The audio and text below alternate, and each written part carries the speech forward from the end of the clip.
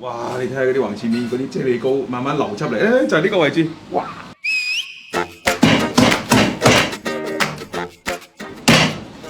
嗱，各位臨過年啦，食翻啲老港嘅味道啊！大家對雞嘅要求好高嘅，狀元雞夠唔夠？非遺嘅靚雞夠唔夠？呢隻就係我哋廣州嘅10大名雞——清心雞。哇！等位喎。其實佢呢個品牌咧幾廿年嘅啦，開咗消失咗一段時間，而家重新開翻。係咪好耐未食過清心雞啦？都琴日先嚟過。舊時我清心咁耐，成日都食到熟㗎啦，一家。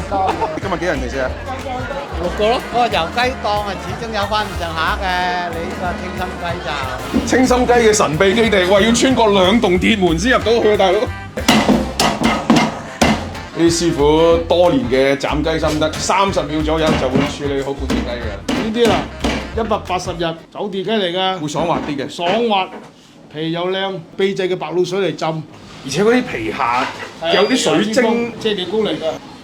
哇！你睇下嗰啲橫切面嗰啲啫喱膏慢慢流出嚟，就係呢個位置。哇！一人賣幾隻雞啊？呢度餐位唔大，100左右。嗰啲薑葱咧，佢哋都好香，話俾你聽，所以我先淋半碗薑葱落去。其實你根本唔使落薑葱，佢啲味啊入埋骨咁滯啊！就係因為佢浸雞嘅時候咧，用啲自己特色嘅嘢。話俾你聽，用白滷水浸㗎啦。秘方點樣浸？秘方皮爽肉滑緊啊！你乜都唔使點，你可以食到雞嗰種清甜嘅味道。嗱，啲雞皮下邊咧嗰啲啫喱。哇！呢啲地方就係精華啊！好有雞味。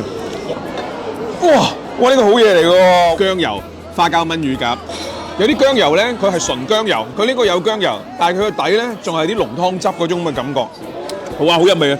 食起身嘅滋味同紅燒乳鴿唔一樣，淋滑少少嗰種感覺。哇！呢個好食，呢個女士至愛。哇！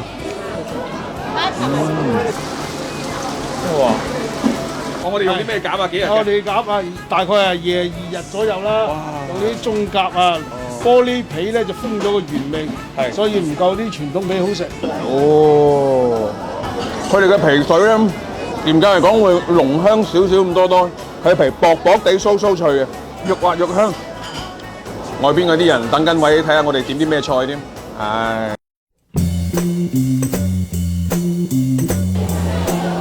其實佢呢個咪打大假飯嘅咧，嗰啲黑掹掹嗰啲咩嘅黑松露啊，咁甜，可能鴿肉又甜，佢啲醬汁又甜，呢個調味老廣一定好中意。